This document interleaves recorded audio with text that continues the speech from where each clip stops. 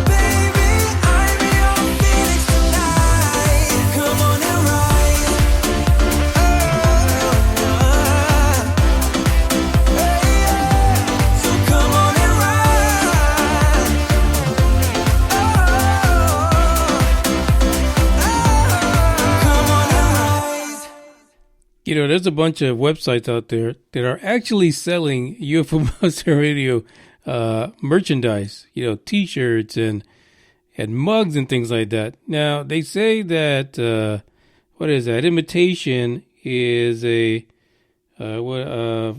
imitation is the sincerest form of flattery.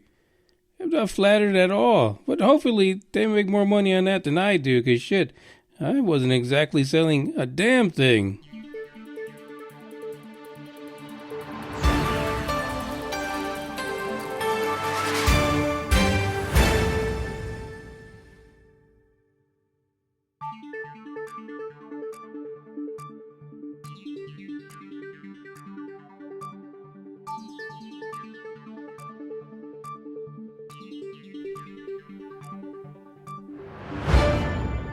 All right, this one goes out to Zachariah because this was his idea. And I'm telling you, when I first read this, I was like, oh, no. I cannot revisit this again.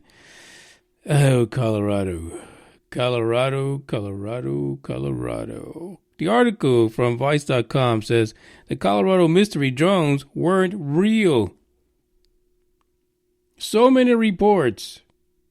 And it wasn't just Colorado, there was 2 states. And still, today, according to Vice.com, it was mass hysteria. Mass hysteria. Here's how this report starts. On December 30th, Sergeant Vince Iovinella, like it's saying like it's La Vanilla, but it's low vanilla. I don't know. Fuck. Get a normal name. Of the Morgan County Sheriff's Department in rural Colorado was on patrol when the call started to come in about drones. Now, we've covered this story before. Wasn't too long ago. But the drones were fucking huge as hell. And there were swarms, not just 1 or 2, swarms of drones. The quote is, residents began calling in reports of drones of unknown origin moving above houses and farms. Iovinella wrote in a statement obtained by the crazy-ass website Motherboard via public records request. The numbers would range from 4 to 10 drones in an area at a time. Some were reported to be flying really low and as large as 6 feet long.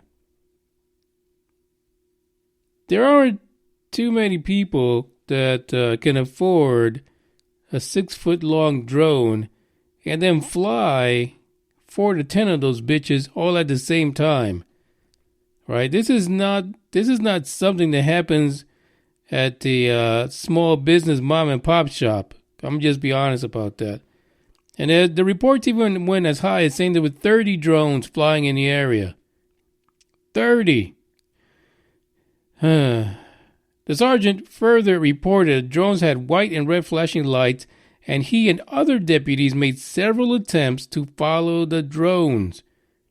Here is an officer, someone that's there to serve and protect, who says that his deputies and himself actually followed these drones. It's really important to remember that as we go through this article, because let's just get through it. Let's just get through this. He also said that they could sustain a hover over an area for long periods of time. 6-foot drones hovering for a long damn time. Got it.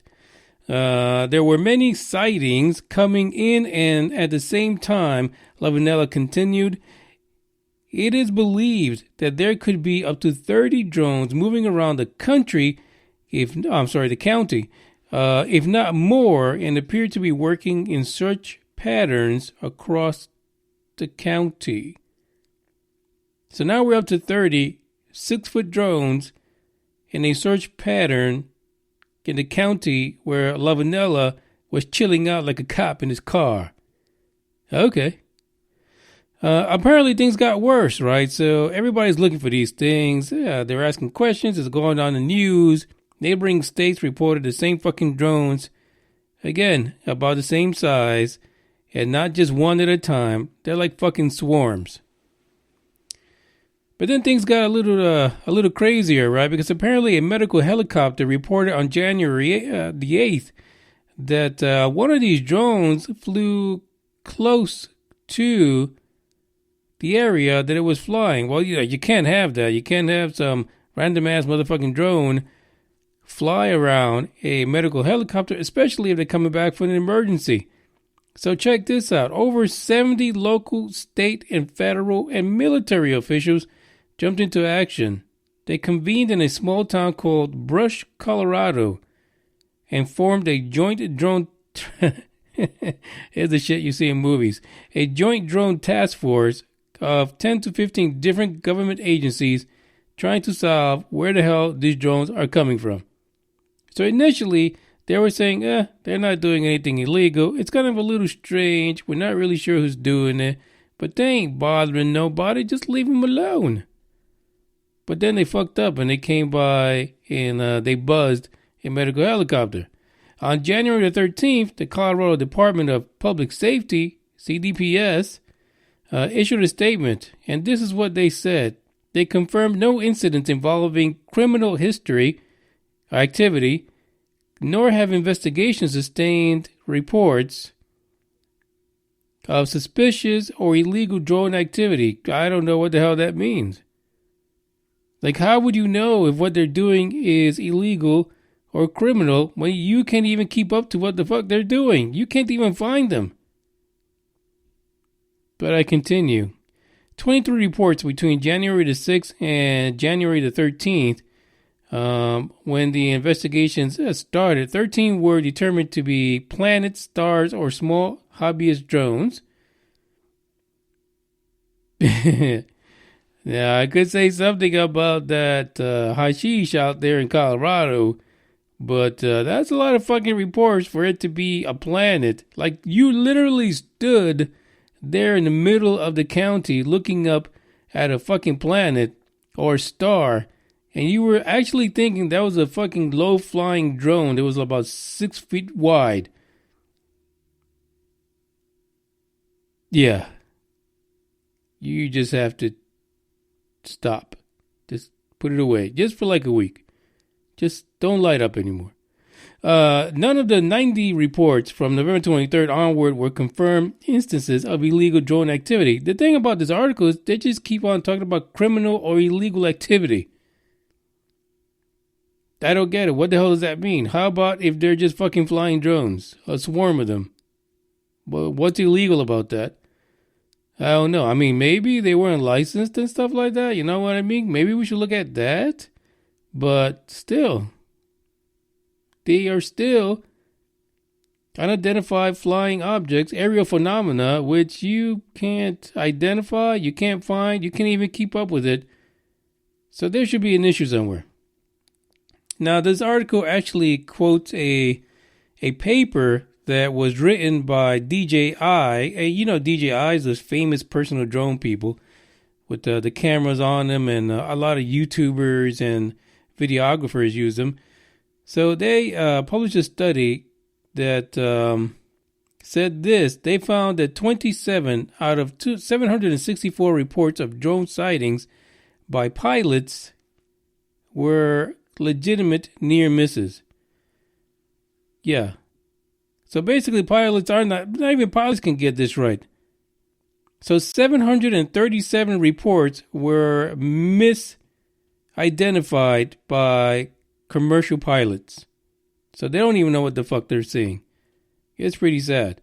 The story continues from a quote here from the Department of Public Safety Executive Director. His name is Stan Hilke.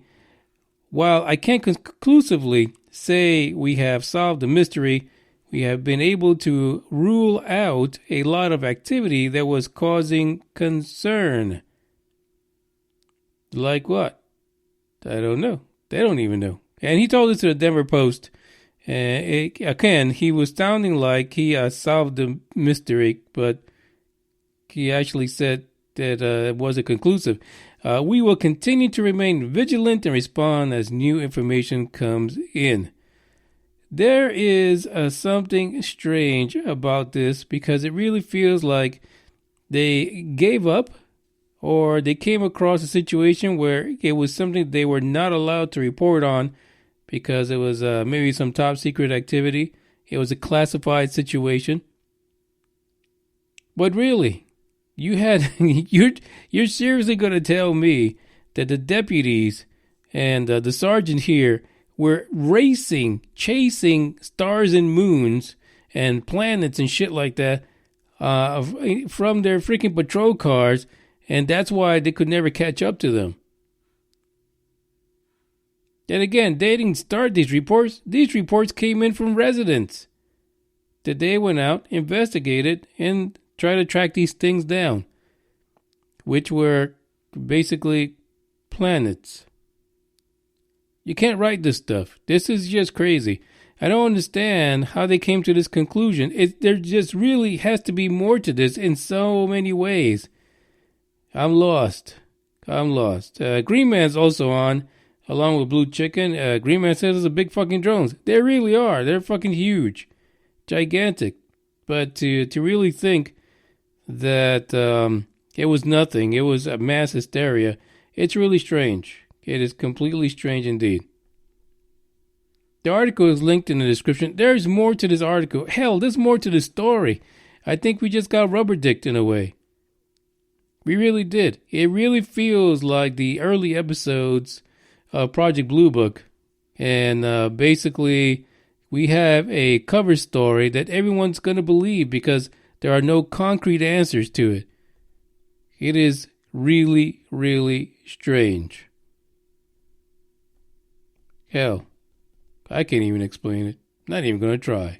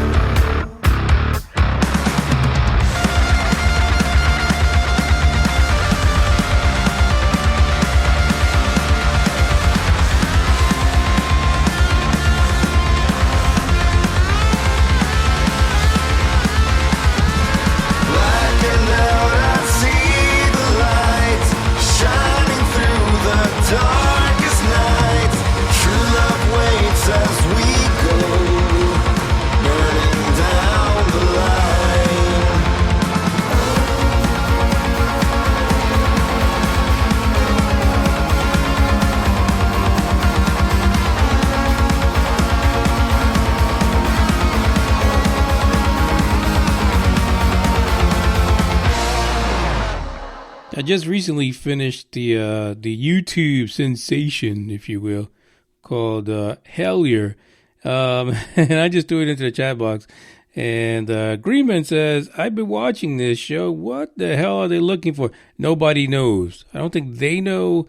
It's a mystery. It flip-flops all the time. Nobody freaking knows. But the funny thing is, I actually sent the guys, the Newkirks, I did send them a tweet earlier today, trying to find out what the hell they're doing. Where is this going? I'm lost. I don't think that I'll get an answer to that. But if I do, I'll pass it on during the Dark Horde, actually. It is more like a Dark Horde thing, though they're getting into the UFO nonsense as well. It's called the Minutia of the Minutia, and they just love, okay, there's bugs. They just love swimming around in it. That's what I think it is.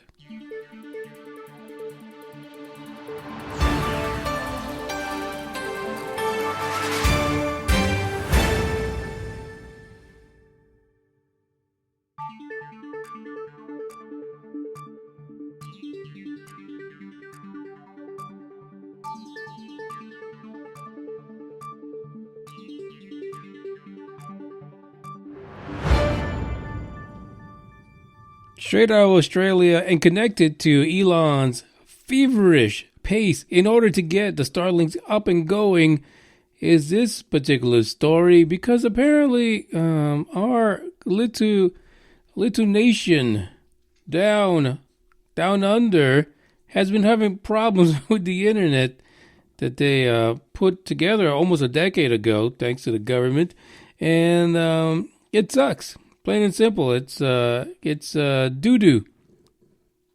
I mean, I don't know. I have no technical term for it. I could say it sucks shit. What can I tell you? Elon Musk and his Starlink are giving a thumbs up to save Australia's internet, or as Dave would say, the interwebs.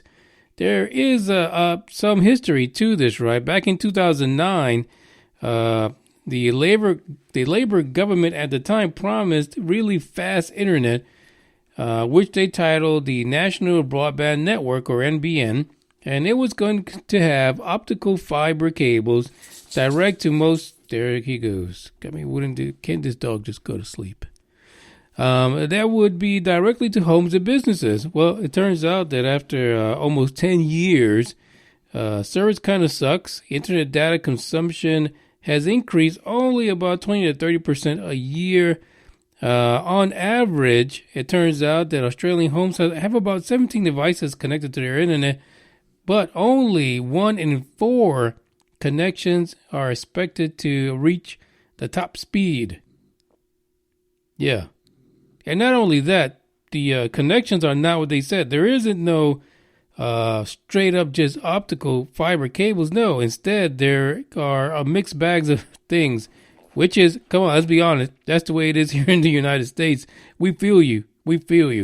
So they're using, instead of just optical fiber cables, they're using copper wire, a hybrid of fiber, coaxial, and fixed wireless and satellite. So it's a hodgepodge. It's exactly what we have here in the United States, folks. Don't feel bad about it. You're not just, as the article says, a developing country.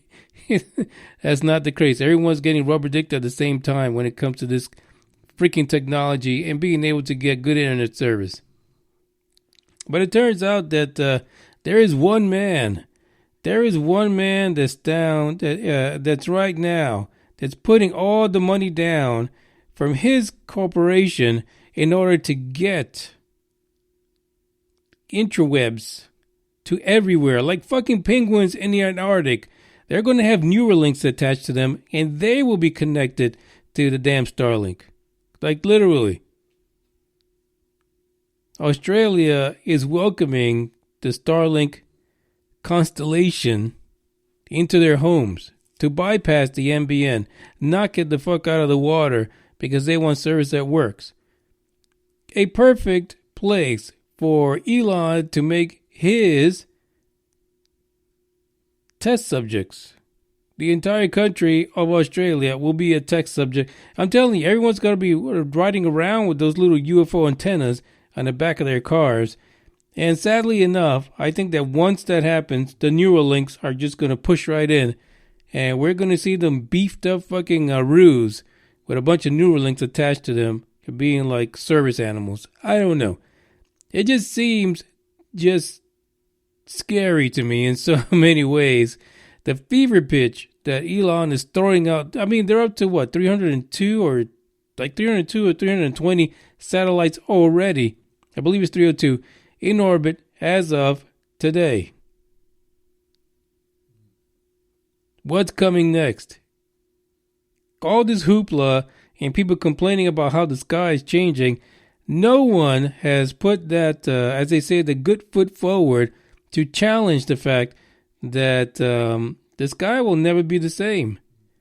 And basically, Elon's leading the way. SpaceX is leading the way for other companies to begin putting up their constellations as part of a competition or whatever it is that's going to happen at this point. It's going to be crazy. It is going to be nuts. Australians, get ready, because life for you is going to change in the most wonderful and weirdest ways. But we'll see. Here he goes. He's putting up all these things. Hopefully, we can have some competition for NBN down there. maybe it will be something that will be a good price, a good service for them, and they can get out of the dark interwebs. But at what price will that be? Will what they pay for the service really help them in any way, or is it going to lead to a dark road? And what happens if Elon can't deliver with the satellites he's going to have up there by the end of the year, which it's going to be in the thousands? There's a lot of questions here. I really feel like, again, there is something here. There's a conspiracy here that people are not catching on to yet. There is something going on here, but his speed to deliver is magnificent. Maybe he should work that way with the fucking Starship. And let's get that bitch back in the air and stop fucking around with these little boxes. Now, the only thing is that apparently the ones that were being sent up were going to be painted black, so they don't reflect that much and, fuck up the stars for everyone. So we'll have to see if this last one, Starlink 5, if those were painted black and if they really make a difference in, screwing shit up for people who are looking at the stars. Probably not. Who knows what the hell is going to happen. But I would think that by now, with all these people crying wolf, they step the fuck up and man up and try to do something. Come to an agreement. Something. Just stop being little bitches and crying and not wanting to do something. Come on. It's just ridiculous. By the way, there was a Twitter account from Australia that retweeted this episode. I hope you guys didn't think you're going to hear something positive. Sorry, Australian elite. But, hey, what can you do? You got to keep it real. Yeah, you might get rid of MBN, but it's like giving up the crabs for cancer, I guess. I don't know. That's just my analogy. You guys, you take it for what it's worth. But that could be the analogy for this. Guter's on. What's up, Guter? Welcome to the evening. Actually, you just came up to the end of the show, to be honest. Yeah, we just threw Australians into the crabs for cancer, so I think I'm done for tonight. Don't forget to share the podcast on Instagram, Twitter, Facebook, anywhere possible. Share it with your friends. Talk about it. And if you're in Colorado, give up the pot for this 1 week. 1 week. You can't be looking at the planet Mars or Venus up in the sky and somehow think that it's a 6-foot fucking drone. And a bunch, not even one, like 30 of those motherfuckers. Something is wrong. That's bad weed out there somewhere. Ciao.